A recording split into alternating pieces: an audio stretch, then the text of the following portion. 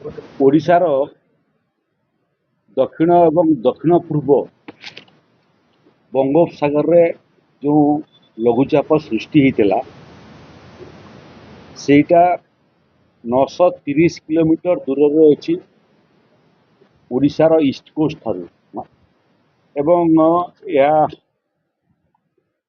ପଶ୍ଚିମ ଏବଂ ଉତ୍ତର ପଶ୍ଚିମ ଦିଗକୁ ଧୀରେ ଧୀରେ ମାତ୍ର 6 କିଲୋମିଟର ବେଗରେ ଗତି କରୁଛି। ତେଣୁ ଆମେ ଆଶା କରୁଛୁ ଏବଂ IMD ପୂର୍ବ ଅନୁମାନ ଲଗେଇଛି ଯେ ଧୀରେ ଧୀରେ ଏହା ଅବପାତର ରୂପ ଗ୍ରହଣ କରିବ ଏବଂ ତାର ଗତି ମଧ୍ୟ ବଢ଼ିବାଟା ଆରମ୍ଭ କରିବ। ସେ କ୍ରମରେ ଗତକାଲି ଆମେ ଯେଉଁ ପୂର୍ବ ଅନୁମାନ ଆପଣମାନଙ୍କୁ ଦେଇଥିଲୁ ସେଥିରେ କିଛି ପରିବର୍ତ୍ତନ ମଧ୍ୟ ଆସିଛି। ଇଏ ଅବପାତର ଗତି ଏବଂ ଦିଗ ଉପରେ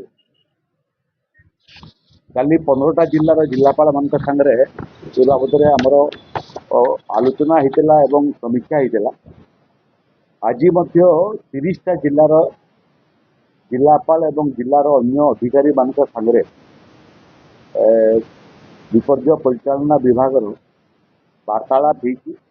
କ'ଣ କ'ଣ ପ୍ରସ୍ତୁତି ସେମାନେ କରିଛନ୍ତି, କ'ଣ କ'ଣ ସମ୍ଭାବନା ହେଇପାରେ ଏବଂ ଆଉ କ'ଣ ଆବଶ୍ୟକ ପ୍ରତିଷେଧକ ମୂଳକ ବ୍ୟବସ୍ଥା କରିବାର ଆବଶ୍ୟକତା ଅଛି ସେ ବାବଦରେ ଆମେ 30ଟା ଜିଲ୍ଲାକୁ ପରାମର୍ଶ ଦେଇଥିଲୁ। ସେ ଭିତରେ ଖାଲି ମୁଁ କହିବା ପାଇଁ ଚାହୁଁଛି ଏବେ ମୋଟାମୋଟି ଓଡ଼ିଶାର 18ଗୋଟି ଜିଲ୍ଲା ରେଡ୍ ଜୋନ୍ ଅନ୍ତର୍ଭୁକ୍ତ ଅଛି, ଯେଉଁଥିରେ ବ୍ୟାପକ ଭାବରେ ଇଏ ବାତ୍ୟାର ପ୍ରତିଫଳନ ଦେଖିବାକୁ ପଡ଼ିବ।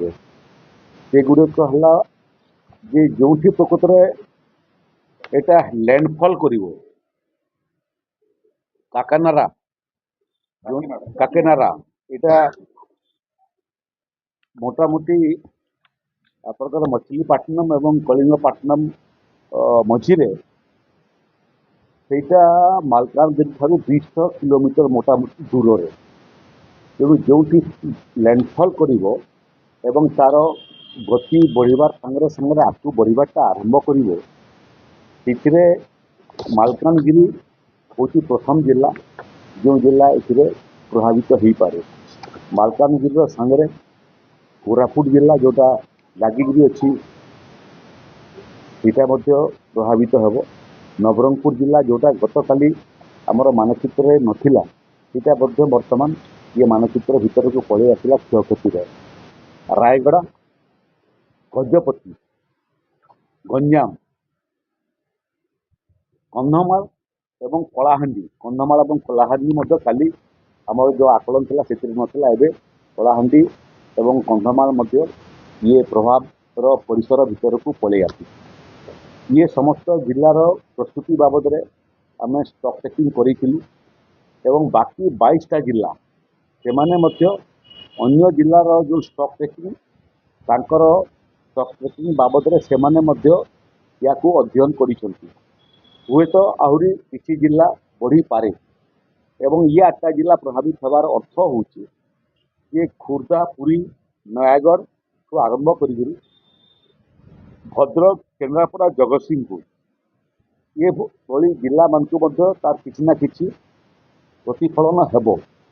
ମୟୂରଭଞ୍ଜ ଓ କେନ୍ଦୁଝର ଯେଉଁଥିରେ ସମ୍ଭାବନା ବହୁତ କମ୍ ପ୍ରତିଫଳନର, କିନ୍ତୁ ବହୁ ସମୟରେ ପ୍ରାକୃତିକ ବିପର୍ଯ୍ୟୟ ମୂଳତଃ ବାତ୍ୟା ଓଡ଼ିଶାରେ ପହଞ୍ଚିଲା ବେଳକୁ ଏବଂ ପହଞ୍ଚିଲା ପରେ ଗତି ମଧ୍ୟ ପରିବର୍ତ୍ତନ କରିଥାଏ, ଦିଗ ମଧ୍ୟ ପରିବର୍ତ୍ତନ କରିଥାଏ। ତେଣୁ ସେଥିରେ କେହି ରେଡ୍ ଜୋନ୍ରେ ରହନ୍ତୁ, ଅରେଞ୍ଜ ଜୋନ୍ରେ ରହନ୍ତୁ, ୟେଲୋ ଜୋନ୍ରେ ରହନ୍ତୁ, ଓଡ଼ିଶାର ସବୁଠାରୁ ବଡ଼ ମନ୍ତ୍ର ହେଉଛି ପ୍ରାକୃତିକ ବିପର୍ଯ୍ୟୟକୁ ସାମ୍ନା କରିବା ପାଇଁ ଯେଉଁ ଜୋନ୍ରେ ବି ରହ ସମ୍ପୂର୍ଣ୍ଣ ପ୍ରସ୍ତୁତ ରହ। କେତେବେଳେ ପହଞ୍ଚିବ ଦିଗ ପରିବର୍ତ୍ତନ କରି ତାର କୌଣସି ଠିକଣା ନାହିଁ। ତେଣୁ ନ ଆସିଲେ ଭଲ, ନ ପହଞ୍ଚିଲେ ଭଲ, କିନ୍ତୁ ପହଞ୍ଚିଲେ ସାମ୍ନା କଲା ବେଳକୁ ପୂର୍ବ ପ୍ରସ୍ତୁତି ଥିଲେ ହିଁ ହେଇପାରିବ। ତେଣୁ 30ଟା ଜିଲ୍ଲାକୁ ଆମେ ନିର୍ଦ୍ଦେଶ ଦେଇଛୁ। ନମ୍ବର 1। ନମ୍ବର 2, ଯେଉଁ ଜିଲ୍ଲାରେ ପହଞ୍ଚିବ ସେଇ ଜିଲ୍ଲାର ଭୂମିକା ସ୍ୱାଭାବିକ ଭାବରେ ହେବ ଜିଲ୍ଲାପାଳଙ୍କ ନେତୃତ୍ୱରେ। ବିଭିନ୍ନ ଲାଇନ୍ ଡିପାର୍ଟମେଣ୍ଟ ଅଛନ୍ତି, लाइन डिपार्टमेंट सामने पीआर डिपार्टमेंट अच्छी, एनआरजी डिपार्टमेंट अच्छी, स्वास्थ्य विभाग अच्छी, रूराल डेभलपमेंट विभाग अच्छी, वर्क्स डिपार्टमेंट अच्छी, एनआरजी डिपार्टमेंट अच्छी, तेणु गुड़िए विभाग रही किंतु आज आम निकटवर्ती जिला मानक निर्देश देती जे तुम जिला जदि ए प्रभावित न हुए पड़ोशी जिला जोटा प्रभावित होउची तुमर सहायता करार आवश्यकता अच्छी। एथिरे आज डीसी दक्षिणांचल डीसी उपस्थित थे से मोटामोटी दक्षिणांचल जिला मानकर काम को से कोऑर्डिनेट करेंगे। विगत दिन जहाँ आमर अनुभव धीरे धीरे व्यापक वर्षा हेले लैंडस्लाइडिंगटा गोटे बड़ समस्या ओडिशा रे आरंभ होती। तेणु जो जो जगार पहाड़ पर्वत अच्छी एवं जो जो जगार यह पत्थर पड़ार माटी धसबार संभावना अच्छी चिन्हट कर प्रतिषेधक व्यवस्था करने समस्त जिलापाल को निर्देश दिखाई। गजपतिर अनुभव आम एथर प्रत्येक ये भनरेबल जगार एथर स्वतंत्र भाव में ओडीआरएफ और एनडीआरएफ को नियोजित हो सारे से क्रम में खाली कहवाई चाहे कि मालकानगिरी में 3टा ओडीआरएफ टीम अवस्थापित अच्छा, गोटे एनडीआरएफ टीम मालकानगिरी अभिमुखे यात्रा कले से पहुँचे। 8टी फायर सर्विसेज टीम टोटाल 12टा टीम मालकानगिरी अवस्थापित हो सारे से भाया कोरापुट रे 3टा ओडीआरएफ गोटे एनडीआरएफ 14टा फायर सर्विसेज एवं मोटा टोटाल 18।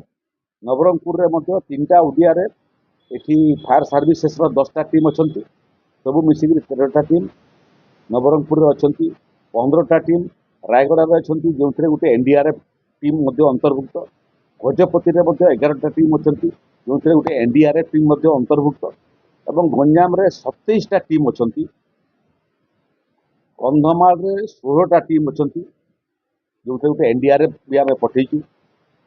कलाहांडी रे 16टा टीम अच्छा। ये तार सहित आहरी जदि आवश्यकता पड़े से राजस्व और विपर्य परिचालन विभाग प्रस्तुत अच्छी। पाखपाख जिला मान स्टैंड बाय अच्छा, गोटे घंटा 2 घंटा नोटिस से पहुँचिक काम नियोजित हो पारे। ये भाया परिस्थिति रे जो मूल समस्या हुए पावर क्राइसिस हुए तेणु शक्ति विभाग सांगे एकदम ग्राउंड जीरो रे कौन संभावना अच्छी कौन घटी पारे बाबद आलोचना करी बैकअप पावर सप्लाई आम प्रस्तुत अच्छे। से क्रम ओडिशार फायर सर्विसेस पाखे जहाँ भी अल्टरनेटिव पावर व्यवस्था अच्छी डिप्लॉयमेंट आरंभ कराला। डाक्तरखाना भाया भर्नरेबल इंस्टीट्यूशन जोटा अच्छी रिलीफ सेंटर है मेडिकल है ये सेंटर जो पावर बैकअप बेसिक क्षति करें से अल्टरनेटिव पावर सिस्टम व्यवस्था आम करूँ। यार सांगे सांगे माटी धसलापाई गछ पड़ापी बहुत समय जो समस्या हुए से जंगल विभाग विभिन्न टीम ये सब भर्नरेबल जिले में आखपाख जिले में पहुँची सारे अत्याधुनिक जंत्रपाति व्यवस्था हो सारी एवं बहुत जगार जो समय बड़ बड़ मेसिनारी इक्विपमेंट्स लगे जमी पोकलैंड रास्ता सफा करने लगे सेटा सबू जगार आम अवस्थापित कर रखीचु। जदि कौन सी जगार माटी कि पत्थर खसड़ा होकर रास्ता अवरोध है शीघ्र पुणी पूर्व प्रस्तुति पूर्व अवस्था को आने पूरा वर्क्स डिपार्टमेंट एवं एनएचआई एवं अन्य आनुषंगिक आरडी डिपार्टमेंट एम भी सब संपूर्ण भाव में प्रस्तुत अच्छा। जो मैंने सिक जो मैंने असुस्थ वयस्क लोक वरिष्ठ लोक शिशु एवं मूलतः जो मैंने एक्सपेक्टेड वुमेन जो मैंने आगामी 7 दिन भितर जो मान प्रसव हबार संभावना अच्छी से तालिका प्रस्तुत हो सारी आसंता काली ठारू स्थानांतरित करने से बुझासुझा करवाटा आरंभ हे। आ वर्षा हो प्रबल वर्षा हो जदि आवश्यक पड़ा स्थानांतरित कर समस्या हो पारे ତେଣୁ ତାକୁ ଦେଖିକରି ଆଗୁଆ ପଦକ୍ଷେପ ସ୍ୱରୂପ ବହୁ ଜାଗାରେ ପିଏସି ସିଏସି ଆବଶ୍ୟକୀୟ ଡାକ୍ତର ଆବଶ୍ୟକ ମେଡିସିନ ସବୁ ରେଡି ଅଛି। କାଲିଠାରୁ ଆମେ ଯେଉଁମାନେ ଆଗାମୀ 7 ଦିନ ଭିତରେ ପ୍ରସବ କରିବାର ସମ୍ଭାବନା ଅଛି ମା ମାନଙ୍କର ତାଙ୍କୁ ମଧ୍ୟ ସ୍ଥାନାନ୍ତରିତ କରିବାର କାମ ଆରମ୍ଭ କରିବୁ। ଯେଉଁମାନେ ସବୁ ବିଭିନ୍ନ ପାହାଡ଼ାଞ୍ଚଳରେ ରହୁଛନ୍ତି, ମୁଖ୍ୟତଃ ପର୍ଯ୍ୟଟନ ସ୍ଥଳୀ ମାନଙ୍କୁ ରହୁଛନ୍ତି, ସେ ପର୍ଯ୍ୟଟନ ସ୍ଥଳୀ ଭିତରେ ଆପଣଙ୍କର ମହେନ୍ଦ୍ରଗିରି ଭଳିଆ ଯେଉଁଠି ଉପରେ ମଧ୍ୟ ଆଜି ଲୋକ ରହୁଛନ୍ତି, ସାଧୁ ସନ୍ଥ ରହୁଛନ୍ତି, ଜିଲ୍ଲା ପ୍ରଶାସନକୁ ପରାମର୍ଶ ଦିଆଯାଇଛି ସେମାନଙ୍କୁ ମଧ୍ୟ 2-4-5 ଦିନ ପାଇଁ ଉପରୁ ତଳକୁ ଆଣିବା ପାଇଁ। କାରଣ ଉପରେ ରହିଲେ ଯେତେବେଳେ କେଉଁ ପର୍ବତରୁ ପଥର ଖସିବ ସେଥିରେ ସେଠି ରହୁଥିବା ଲୋକ କ୍ଷତିଗ୍ରସ୍ତ ହେବେ, ଆହତ ହେବେ ଏବଂ ମୂଳତଃ ସାଧୁ ସନ୍ଥମାନେ ଯେଉଁମାନେ ମହେନ୍ଦ୍ରଗିରି ଏବଂ ଏଇଭଳିଆ ଅନ୍ୟ ପର୍ଯ୍ୟଟନ ସ୍ଥଳମାନଙ୍କରେ ଅଛନ୍ତି, ଆଧ୍ୟାତ୍ମିକ ସ୍ଥାନମାନଙ୍କୁ ଅଛନ୍ତି, ତାଙ୍କୁ ମଧ୍ୟ ସ୍ଥାନାନ୍ତରିତ କରିବା ପାଇଁ ବୁଝେଇ ସୁଝେଇକରି ଆମେ ପ୍ରଶାସନକୁ ପରାମର୍ଶ ଦେଇଛୁ। ସମୁଦ୍ର ଭିତରୁ ମୋଟାମୋଟି ଯେତେ ମତ୍ସ୍ୟଜୀବୀ ଥିଲେ ଫେରି ଆସିଲେଣି, ତଥାପି ମଧ୍ୟ ଆଉ ଥରେ ତାକୁ କ୍ରସ୍ ଚେକ୍ କରିବା ପାଇଁ ଯେଉଁଠି ସବୁ ମତ୍ସ୍ୟଜୀବୀ ମାନେ ଅଛନ୍ତି ସେ ଅଞ୍ଚଳକୁ ଯାଇକରି କ୍ରସ୍ ଚେକ୍ କରିବା ପାଇଁ, ପୁଲିସ ମାଧ୍ୟମରେ କ୍ରସ୍ ଚେକ୍ କରିବା ପାଇଁ ଜଣେ କିଏ ରହିଗଲା କି, ଗୋଟିଏ ଡଙ୍ଗା ରହିଗଲା କି, ଗୋଟିଏ ଟ୍ରଲର ରହିଗଲା କି, ତାର ମଧ୍ୟ ଗବେଷଣା ଚାଲିଛି, ଅନୁସନ୍ଧାନ ଚାଲିଛି। ଆମେ ଏନ୍ସିଓର କରିବୁ ଯେମିତି ସମୁଦ୍ର ଭିତରେ କେହି 28, 29, 30, 27, 28, 29, 30 ଏବଂ ଧରିଦିଅନ୍ତେ 31 ବି 4 ଦିନ 5 ଦିନ କେହି ସମୁଦ୍ର ଭିତରେ ନଥିବେ, ତାକୁ ଏନ୍ସିଓର କରିବୁ। ବହୁ ସମୟରେ ପର୍ଯ୍ୟଟକ ମାନେ ଯେଉଁମାନେ ଅଛନ୍ତି ବହୁ ସମୟରେ ସମୁଦ୍ର ବୁଲିବା ପାଇଁ ପଳେଇଯାନ୍ତି, ଗୋପାଳପୁର ହଉ କିମ୍ବା ପୁରୀ ହଉ। ଯେତେ ହୋଟେଲ ଅଛି, ହୋଟେଲର ଯେଉଁମାନେ ପର୍ଯ୍ୟଟକ ମାନେ ଅଛନ୍ତି ହୋଟେଲ ମାନଙ୍କୁ ମଧ୍ୟ ସମ୍ପର୍କ କରିକି ଜିଲ୍ଲା ପ୍ରଶାସନ ନିର୍ଦ୍ଦେଶ ଦେଇଛି ଯେ କେହି ତାଙ୍କର ପର୍ଯ୍ୟଟକ ହୋଟେଲରେ ଯେଉଁମାନେ ରହୁଛନ୍ତି ଇଏ 4 ଦିନ ହୋଟେଲ ଛାଡ଼ିକରି ବାହାରକୁ ଯିବେ ନାହିଁ। ନିଜ ଜାଗାକୁ ଯଦି ଫେରିବେ କିନ୍ତୁ ହୋଟେଲରୁ ବାହାରକୁ ବାହାରିବେ ନାହିଁ, ମୂଳତଃ ସମୁଦ୍ର ତଟକୁ ଆଦୌ ଯାଇପାରିବେ ନାହିଁ। ତ ରାସନର ମଧ୍ୟ ବ୍ୟବସ୍ଥା ହେଇଛି, ପଲିଥିନ୍ର ମଧ୍ୟ ବ୍ୟବସ୍ଥା ହେଇଛି, ରିଲିଫ୍ ସେଣ୍ଟର ମାନେ ରେଡ଼ି ଅଛି, ବ୍ୟାକଅପ୍ ୱାଟର ସପ୍ଲାଏ ରେଡ଼ି ଅଛି, ମେଡିସିନ ରେଡ଼ି ଅଛି, ସାପ କାମୁଡ଼ା ଔଷଧ ରେଡ଼ି ଅଛି, ସବୁ ବ୍ୟବସ୍ଥା ନିଖୁଣ ଭାବରେ କରାଯାଇଛି। ତାର ସାଙ୍ଗରେ ସାଙ୍ଗରେ ଆହୁରି ଗୋଟେ ଯେଉଁଟା ଆପଣମାନେ କାଲି ପରାମର୍ଶ ଦେଉଥିଲେ ସେ ବାବଦରେ ଜିଲ୍ଲା ପ୍ରଶାସନକୁ ସବୁ ଜିଲ୍ଲାକୁ ନିର୍ଦ୍ଦେଶ ଦିଆହେଇଛି ଯେ ଏ ଭଳିଆ ଓଡ଼ିଶାକୁ ବିପଦ ଆସିବା ସମୟରେ ଯଦି କେହି ତାର ଫାଇଦା ଉଠାଇବା ପାଇଁ ଚେଷ୍ଟା କରେ, ଯଦି କେହି ଅତ୍ୟାବଶ୍ୟକୀୟ ଜିନିଷପତ୍ରକୁ ହୋର୍ଡିଂ କରିବା ପାଇଁ ଚେଷ୍ଟା କରେ, ବ୍ଲାକ୍ ମାର୍କେଟିଂ କରିବା ପାଇଁ ଚେଷ୍ଟା କରେ, ତାର ବିରୁଦ୍ଧରେ କଠିନ ଏବଂ କଠୋର କାର୍ଯ୍ୟାନୁଷ୍ଠାନ, ଦୃଷ୍ଟାନ୍ତମୂଳକ କାର୍ଯ୍ୟାନୁଷ୍ଠାନ ଗ୍ରହଣ କରିବା ପାଇଁ ମଧ୍ୟ ନିର୍ଦ୍ଦେଶ ଦେଇଛି ଓଡ଼ିଶାର ରାଜସ୍ୱ ଏବଂ ବିପର୍ଯ୍ୟୟ ପରିଚାଳନା ବିଭାଗ ଆଉ ଓଡ଼ିଶା ସରକାରଙ୍କର ଅନ୍ୟ ସମସ୍ତ ବିଭାଗ ଯେଉଁମାନେ ଏଭଳିଆ ପରିସ୍ଥିତିରେ କାମ କରିଥାନ୍ତି। ଜିଲ୍ଲା ପ୍ରଶାସନ, ବ୍ଲକ ପ୍ରଶାସନ, ପଞ୍ଚାୟତ ପ୍ରଶାସନ ସମସ୍ତେ ପ୍ରସ୍ତୁତ ଅଛନ୍ତି। ଯେଉଁ ପରିସ୍ଥିତି ହେବ ଆମେ ସାମ୍ନା କରିବୁ। ଲୋକଙ୍କର ରକ୍ଷା କବଚ ହେଉ, ଲୋକଙ୍କର ସମସ୍ତ ସୁବିଧା ସୁଯୋଗ ଲୋକଙ୍କୁ ଯୋଗେଇବୁ ଏବଂ ଇଏ ବାତ୍ୟାକୁ ଏଥର ମଧ୍ୟ ଓଡ଼ିଶାରେ ନିର୍ଣ୍ଣାୟକ ଭାବରେ ପରାସ୍ତ କରିକି ଓଡ଼ିଶାରେ ବିଦା କରିବୁ।